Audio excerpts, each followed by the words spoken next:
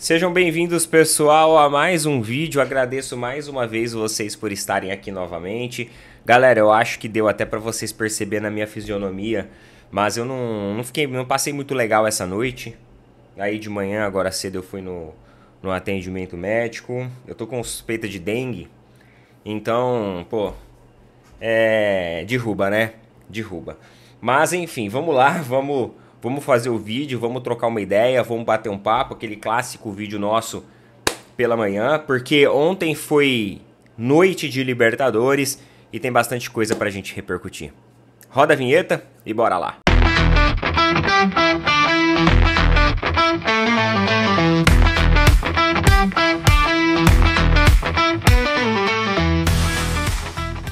E ó, não se esqueçam de apoiar os nossos amigos, os nossos parceiros da Tribo da Sorte.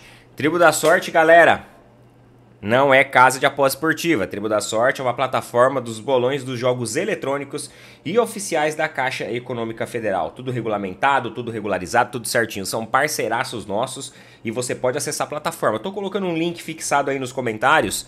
E também tem o QR Code que está aparecendo aqui. Chama o pessoal lá, pede o nosso cupom, vai abrir um chat, pede o nosso cupom e você pode utilizar lá na plataforma da Tribo da Sorte. Lembrando que nós temos a Mega Sena que está acumulada em quase 40 milhões de reais. Então é a sua chance de, quem sabe, por que não, ficar milionário. Um ótimo dia para ficar milionário, né?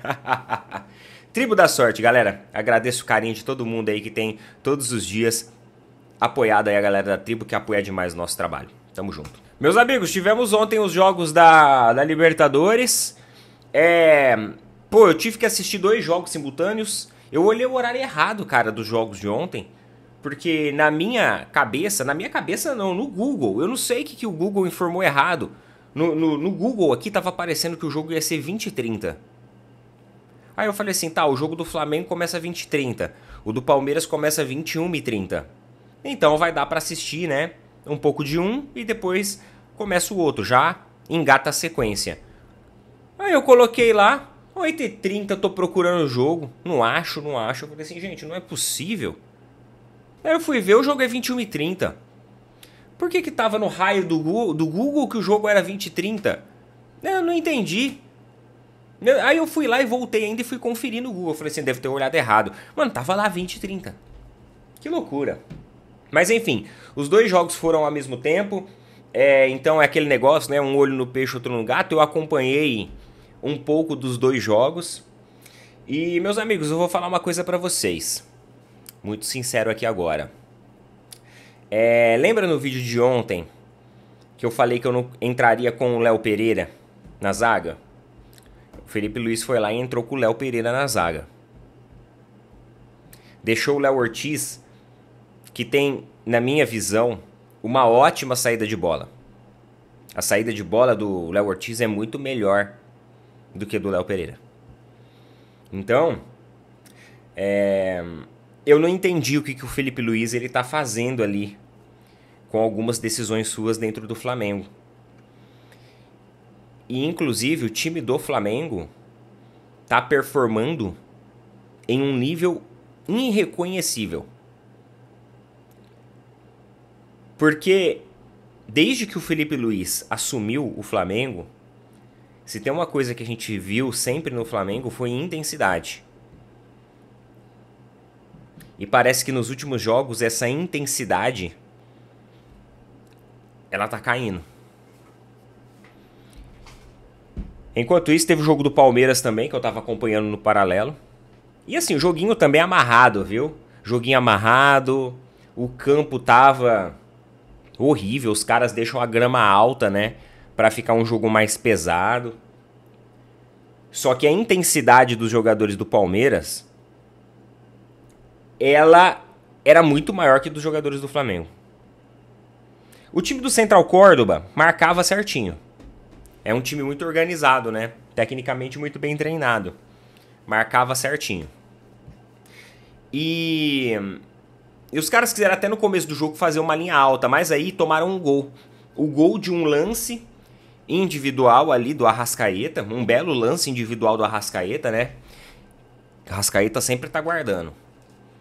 Faz 1-0 E aí faz com que o Central Córdoba diminua um pouco, né? Reduza um pouco as linhas, porque tava subindo linha. Os caras estavam jogando ali de igual para igual. Só que existe alguns jogadores no Flamengo que claramente eles não estão conseguindo colocar intensidade. Como é o caso, por exemplo, do Gerson. Eu não sei se é porque o Gerson ele tem um tipo de posicionamento muito variado, muito dinâmico durante o jogo. Só que claramente ele tá pesado. Ele tá pesado. Eu não sei se é em relação a preparo físico, eu não sei se é em relação a intensidade e carga de responsabilidade que ele tá tendo, porque ora ele tá um pouco mais defensivo, ora ele tá um pouco mais ofensivo. Ele é um cara que ele circula bem o campo, né? Circula bem o campo. Mas você olha pra ele assim e visivelmente ele tá cansado. E é estranho, né? Quando você vê o Flamengo fazendo exibições dessa forma. Porque aquele time rápido, aquele time sagaz, aquele time intenso do Felipe Luiz, ele até agora não apareceu na Libertadores. E eu falo pra vocês uma coisa. O Flamengo perdeu do Cruzeiro. Só que jogou com muito mais intensidade, com muito mais garra, com muito mais vontade. O jogo contra o Cruzeiro, mesmo perdendo, jogou com muito mais vontade do que os jogos na Libertadores.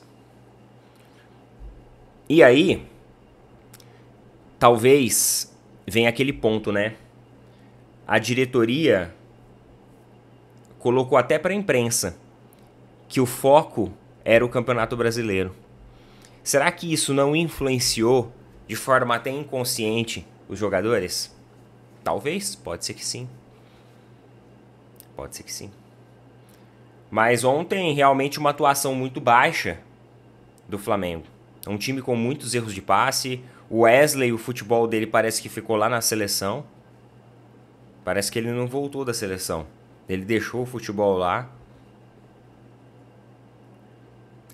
Flamengo, toda hora aquela bola recuada, aquele time burocrático.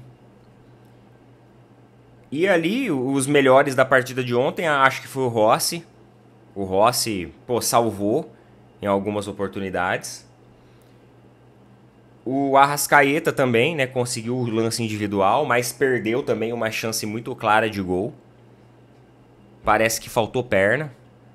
Então, assim, eu não sei te dizer o que aconteceu com o Flamengo não nessa Libertadores, o que vem acontecendo. Mas me parece ali um problema que não é só assim de aspectos táticos e técnicos. Parece que vai além também. Parece que envolve aspectos anímicos. Porque aí você coloca no jogo do Palmeiras, por exemplo, você encontra um jogo também amarrado. Palmeiras quase tomou gol do Cerro. Só que aí você olha nos jogadores, até na fisionomia, no semblante dos jogadores, você enxerga intensidade. Intensidade. E é engraçado, né? Porque até umas semanas atrás a gente estava falando de um Palmeiras performando abaixo, de um Palmeiras descaracterizado, de um time lá meio sem personalidade, né? Abel sendo muito criticado. E enquanto isso, o Flamengo, uma máquina. E agora parece que a coisa se inverteu. Parece que a coisa se inverteu. E o Palmeiras garantiu a vitória. 2 gols. Inclusive teve gol do Vitor Roque em uma jogadaça. Uma jogadaça no finalzinho do jogo. E cara, é bacana você enxergar a união do grupo do Palmeiras, né? Porque o Vitor Roque, antes de terminar o jogo e fazer aquele gol, ele perdeu um gol praticamente feito ali. Praticamente feito. E diz que ele foi pro vestiário muito mal por ter perdido esse gol. E aí, O Lucas Evangelista chegou nele e falou assim, até o Cristiano Ronaldo errou. Não fica assim não e tal. Então foi muito bacana ver no final um belo lance, utilizando todo o seu potencial físico, utilizando também, né, o seu talento, ele fazer aquele gol ali e consagrar o Palmeiras com uma vitória de 2-0 e uma participação na Libertadores que até agora, meus amigos, é 100%. Garantindo a classificação e 100% na Libertadores. Ah, Neto, mas do que adianta? Chega nas oitavas, nas quartas, acaba perdendo. Ah, é isso que não pode acontecer, né? É isso que não pode acontecer. A gente espera que não aconteça. Mas eu fiquei muito contente em ver que o Palmeiras já conseguiu a sua vaga na Libertadores para as oitavas, já está classificado. Agora é aquele negócio, eu acho que o São Paulo também tem 100% do aproveitamento. Eu não sei como que tá o São Paulo em relação ao Palmeiras na busca da classificação geral, mas o São Paulo também faz uma campanha boa, acho que tá invicto também. Enfim, vamos ver como que vai ficar, porque tem mais jogos aí para acontecer. O Flamengo continua na terceira colocação, continua fora da zona de classificação e agora vai precisar vencer os 2 próximos jogos, vai precisar vencer, vai precisar fazer placar e colocar a coisa para rodar, porque senão o Flamengo pode ficar de fora dessa primeira fase. E por falar em Flamengo, pessoal, saiu agora há pouco aí, ó, tanto lá no Paparazzo Rubro Negro, no Coluna do Fla, que acho que o jornalista italiano, né? Jornalista italiano, ele falou que o Manchester City está pressionando o Flamengo. Manchester City pressiona o Flamengo para contratar Wesley. O clube inglês quer contar com o jogador antes do Super Mundial. Outra opção para a posição é o Tino Livramento, do Newcastle, mas o City prioriza a contratação do lateral direito rubro-negro. Obviamente que o Flamengo não quer. O Flamengo quer contar com o jogador no Super Mundial. Mas, pelo visto, o City vai pressionando aí para que contrate o jogador antes disso. Neto, qual que é a sua opinião? Cara, a minha sincera opinião,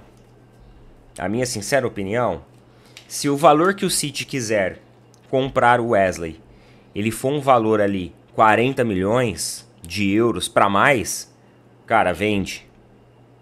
Vende. Não tem como perder uma possibilidade dessa de vender.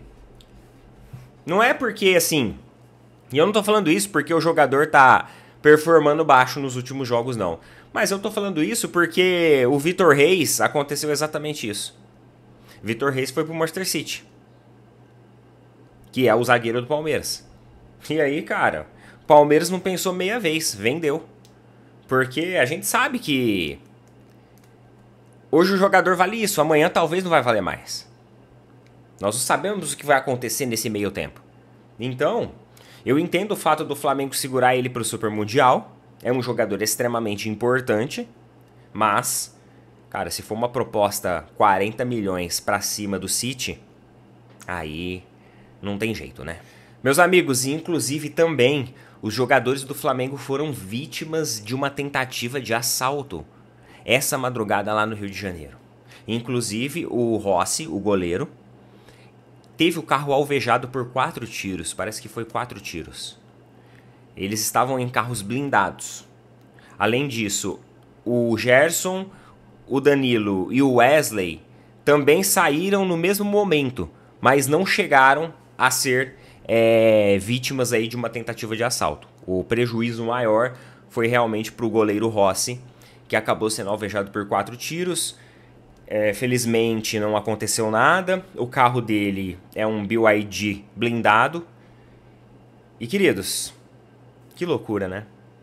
Que loucura. Que loucura. E assim, uma parte dos jogadores que chegaram saíram com um ônibus escoltado. Outra parte dos jogadores optaram por ir com um carro próprio. embora. Deve ter sido nisso daí. Com certeza, alguém já sabia os horários que isso ia acontecer, inclusive já sabia que os jogadores estariam com os seus veículos particulares.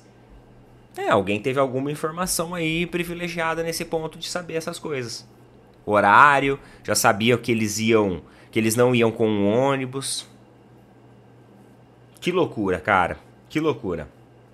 Olha, eu falo pra vocês, não tá fácil. Não tá fácil. Agora é a época do imposto de renda, né? Você já viu lá o tanto de imposto que você paga? Tanto de imposto que a gente paga e a gente não tem uma infraestrutura de segurança mínima possível para proteger o cidadão? É complicado. Olha, lamentavelmente, é muito complicado esse país nosso. Ah, Neto, violência tem em todo lugar. Concordo, concordo. Mas assim, aqui está cada vez mais escancarado, né? A sensação que dá é um país sem lei, uma terra sem lei. É essa a sensação que dá. Nos tornamos reféns da insegurança. Agora, os jogadores, eles têm carro blindado e tudo mais. Agora imagina eu, você, que é um carro normal. A gente não tem carro blindado, né? Bem, eu pelo menos não. Lamentável. É o seguinte, a holding lá do John Textor, a Eagle, eles estão passando por um problema junto ao governo britânico, a Eagle Football. E essa empresa corre o risco até de ser fechada. É isso daí, ó. Olha aqui, ó, informação do CNN, tá? Empresa de Textor que comanda o Botafogo corre o risco de ser fechada. Além do clube brasileiro, a Eagle também é dona do Lyon, Crystal Palace e Molenbeek. A Eagle Football Holding, empresa de John Textor, que comanda o Botafogo, corre o risco de ser fechada por conta de um imbróglio com o governo do Reino Unido. A empresa será notificada sobre um processo de remoção de registro comercial e empresarial. O aviso tem previsão de entrega de 10 dias, já que o governo britânico já teria protocolado, inclusive, o documento. Segundo a imprensa francesa, a Eagle não comunicou as movimentações de suas contas financeiras no prazo estipulado, que se encerrou em junho de 2024. Após a notificação, Textor terá 3 meses para regularizar a situação de sua holding. Caso o cancelamento do registro da Eagle seja confirmado, o empresário norte-americano perderá os ativos da empresa, que ficará sob controle do governo britânico. Que é isso, hein? Que é isso? Esse é o problema da SAF, né? A SAF é uma coisa que vai muito além do clube em si. A SAF envolve lá questões ali particulares referente às empresas que comandam os clubes. Então, vai amarrando uma coisa na outra, né? Que loucura. Inclusive o John Textor em abril, ele falou que eles iam jogar contra um time pequeno de Paris, dando aquela provocada no PSG. E ontem o PSG eliminou o Arsenal na Liga dos Campeões e foi para a final. Vai ser interessante observar o confronto entre Botafogo e PSG. Ainda mais depois do que o John Textor falou. Galera, é isso daí então. Coloca nas opiniões o que vocês acham a respeito de tudo isso. Tamo junto, valeu, falou, até mais.